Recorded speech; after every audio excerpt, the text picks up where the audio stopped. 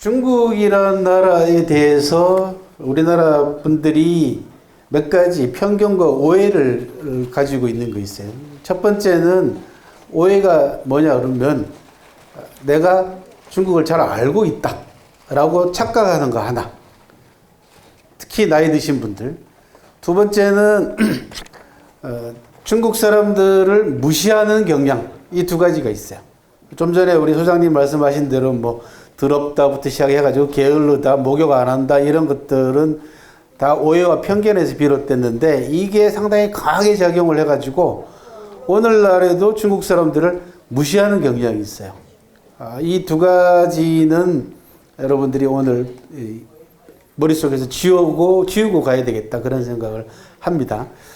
또 하나는 최근 들어와가지고 제가 발견한 재미난 사실 가운데 하나가 우리나라 사람들이 이 외국에 여행을 갔다 오면 특히 유럽이나 미국 쪽에 여행을 갔다 오면 어디 갔다 왔어요? 라고 물어보면 파리 갔다 왔다 그러고 뭐 로마 갔다 왔다 그러고 런던 갔다 왔다 그러거든요.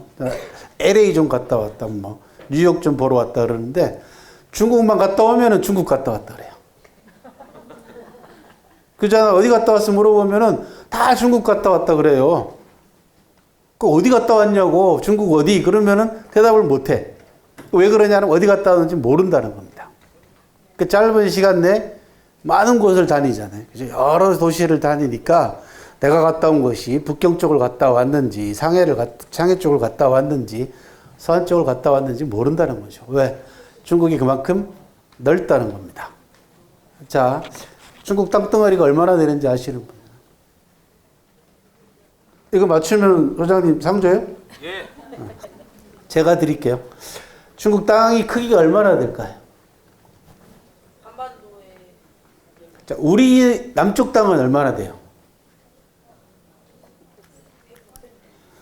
뭐 내가 사는 데도 관심 없고 남의 동네도 관심 없고 우리 남쪽 땅의 넓이가 9.8만 제곱킬로미터입니다. 그래서 반올림에서 10만 제곱킬로미터 그렇게 얘기를 해요. 중국은 960만 제곱킬로미터입니다. 그러니까 우리 남쪽 땅의 95배 정도 돼요. 그러니까 약 100배 정도라고 생각하면 돼요. 그러니까 시간과 공간에 대한 생각이 우리나라 사람하고 중국 사람들은 달라요.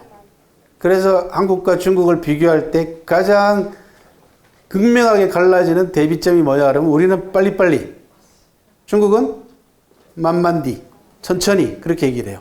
근데 이거를 우리나라 사람들은 중국은 만만디 한다고 중국 사람 보고 게을르다고 느려 터졌다고 얘기를 해왔잖아. 그게 아니라 공간이 넓다 보니까 시간을 우리처럼 빨리빨리 해가지고는 해결할 수 없는 일들이 태반이야. 그러니까 서둘러서는 안 되는 일이 태반이다. 근데 우리가 중국에 대한 오해와 편견 때문에 자꾸 중국 사람들은 느려 터졌다, 게을르다 이렇게 얘기를 한다. 서양 사람들은 뭐라 그러냐 그러면 전 세계에서 중국과 일본을 동시에 무시하는 유일한 나라, 한국. 그저 꼭 넘자 붙이는 거 아니면 뭐 쪽발인 뭐 이렇게 얘기를 한대. 이런 편견들을 여러분들이 떨쳐버리고 지우고 중국을 다시 들여다 봐야 되는 이유. 첫 번째 이유는 뭐냐? 경제적인 이유입니다. 경제적인 이유라는 게 뭐예요? 우리나라가 먹고 사는 데 있어서 우리는 주로 수출을 통해서 먹고 살잖아요. 그죠? 우리나라 전체 경제 수입과 수출에서 전체에 차지하는 중국의 비중이 25%란 말이에요. 4분의 1을 차지한다는. 그 가운데 우리가 무역을 해가지고 1,000원을 남기면은 이익을 남기면 장사를 한다고 얘기했을 때 그 가운데 600원이 중국과의 무역에서 남아요. 25%는 미국하고 일본을 합친 수치보다도 더 많아요. 그러니까 경제적으로 우리는 중국하고 뗄래야 뗄 수 없는 정도가 아니라 거의 중국 없이는 못 사는 정도가 돼버렸잖아요.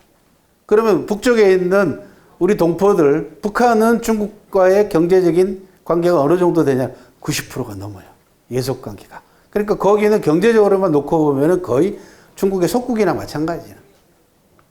첫 번째 경제. 두 번째, 통일 문제에 있어서 중국이 해야 될 역할.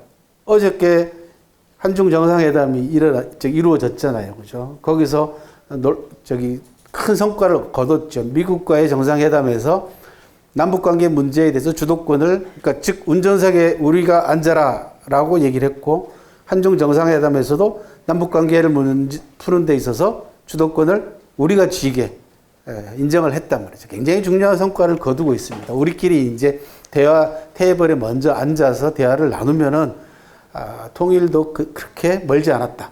그런데 그때 중국이 해줘야 될 역할이 있는 거죠. 첫 번째가 북한이 중국에서 의지하고 있는 경제적 의존도를 어떤 방식으로 낮추고 또는 우리와의 관계를 어떻게 더 활성화시켜가지고 우리의 경제, 북한의 노동력이 어떻게 결합될 것인가라는 부분입니다.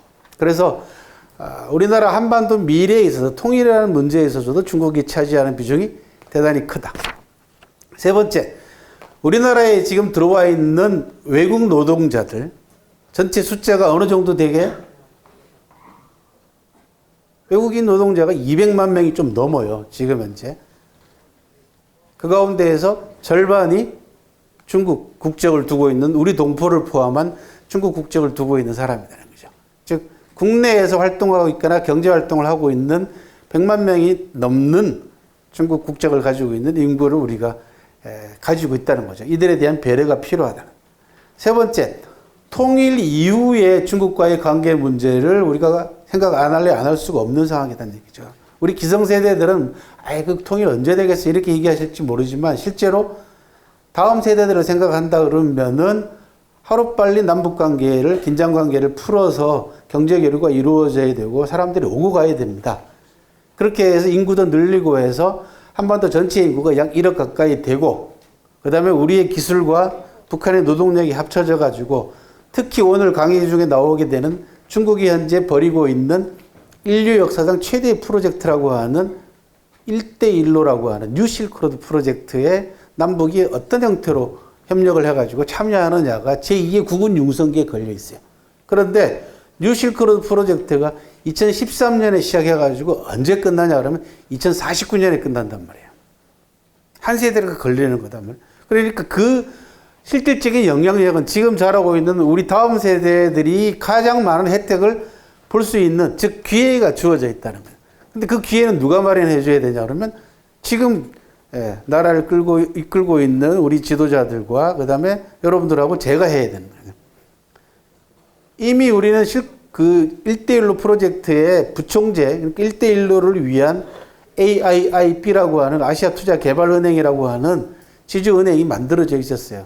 그 중국하고 우리가 관계가 좋을 때 니들이 와가지고 부총재를 해달라고 해서 부총재 자리를 예약을 했는데 관계가 굉장히 안 좋은 상태에서 우리나라 부총재가 글로 갔다가 도망 나와 버렸어요. 거기서 버티지 못하고 왜 비리라든지 부정이 걸려가지고, 그리고는 지금 부총재 자리를 날린 상태단 말이야.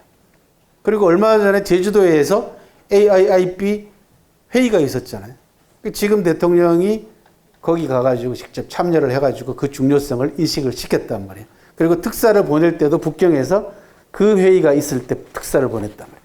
그러니까 이 1대1로 사업이 우리나라와 북한에 있어서, 즉 남북관계가 개선됨으로 있어서 이게 얼마나 우리한테 중요한가라는 것을 지금 정부는 다행히 알고 들어간다는 거죠. 굉장히 뭐라 그러나 바람직한 행보를 보이고 있다라는 겁니다. 그래서 한국의 과거 이미 역사적으로 우리는 중국과 수천 년 동안 시간과 공간을 공유해 왔죠. 그죠? 그러니까 지금 우리 동포들이 연변이라는 곳에서 200만 명이 살고 있는 거 아닙니까? 거기가 옛날 우리 고대사의 무대이기도 했고, 시간과 공간을 공유해왔고, 더 중요하게는 오랜 세월 동안 우리가 중국의 문자를 가지고 사용해왔잖아요. 지배계층은. 세종대왕께서 한글을 발명하기 전까지만 해도, 창제하기 전까지만 해도 다 우리는 한자를 가지고 의사소통을 해왔다는 거죠. 그리고 지금 우리가 쓰고 있는 말의 70% 가까이가 구성이 한자어로 구성이 되어 있다는 거죠. 즉 한자 문화권에 오랜 세월 동안 우리가 영향을 받아온 그런 공유된 부분들이 꽤 많다, 과거를. 그리고 현재는 좀 전에 말씀드린 바와 같이 경제적인 문제, 정치적인 문제, 외교적인 문제, 통일 문제, 즉 미래의 상당 부분도 중국의 역할이 기대되고 있는 부분이다. 특히나 중국은 14억 인구고 이 인구가 한 16억에서 17억 정도까지 성장 이제 늘면은 그 이상 이제 안 늘 걸로 이제 추정을 합니다. 우리 바로 옆에 15억이 넘는 시장을 갖고 있다는 거죠.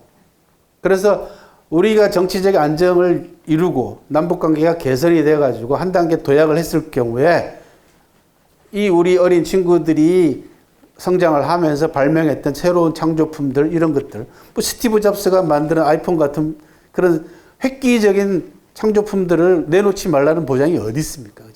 그랬을 경우에 그 상품을 중국이라고 하는 15억이 넘는 시장에다가 1차로 팔 수 있는 아주 든든한 시장이 돼 있죠. 그리고 1대1로를 통해 가지고 중앙아시아에 있는 여러 나라들과 그다음에 아랍까지 전부 다 철도로 다 연결이 된단 말이죠. 지금 현재 중국은요. 하남성 정주라는 곳에서 그다음에 이쪽에 절강성 그다음에 강소성 쪽에서 기차를 타면은 스페인과 독일까지 갑니다. 화물차가 현재 다니고 있어요. 이런 중국의 경제적 확산력이라든지 그다음에 인구 15억 인구를 가지고 있는 시장 이런 것들이 우리 미래에 긍정적으로 작용하게 만들려면 우리의 정책과 그다음에 교육 문제 이런 부분들 특히 그 가운데서도 제일 중요한 거는 관심과 공부겠죠. 그죠? 아까 말씀드린 대로 중국에 대해서 알고 있다라고 착각하는 이 문제가 아주 심각한 왜곡 현상을 낳는 거단 말이죠.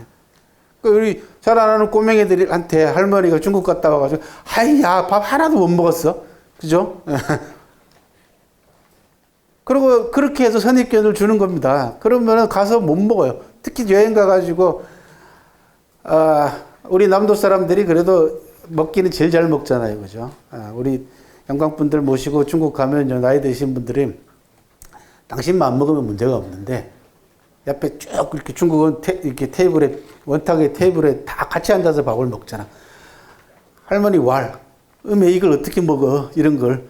그러면 옆에 있는 사람도 못 먹어요. 그죠? 그러니까 음식 문화도 체험하면은 문화 체험인데 이게 자꾸 그런 편견을 심어주다 보니까 경험도 많이 쌓지 못할 기회도 없는데 자꾸 중국 하면은 자꾸 그런 편견과 그저 오해가 지금까지 계속 쌓여왔다는 거죠. 그래서 오늘 이 시간에는 여러분들이 그런 부분들을 먼저 지우고 그 다음에 한국과 중국 관계에 있어서 특히 제가 평생을 공부하고 있는 사마천 사기가 현재 중국 당국에 의해서 어떻게 정책적으로 배려를 받고 있는가 그리고 왜 역사가 중국 사람들한테는 중요한가 라는 부분들에 대한 이야기들 한번 걸어가 보도록 하겠습니다.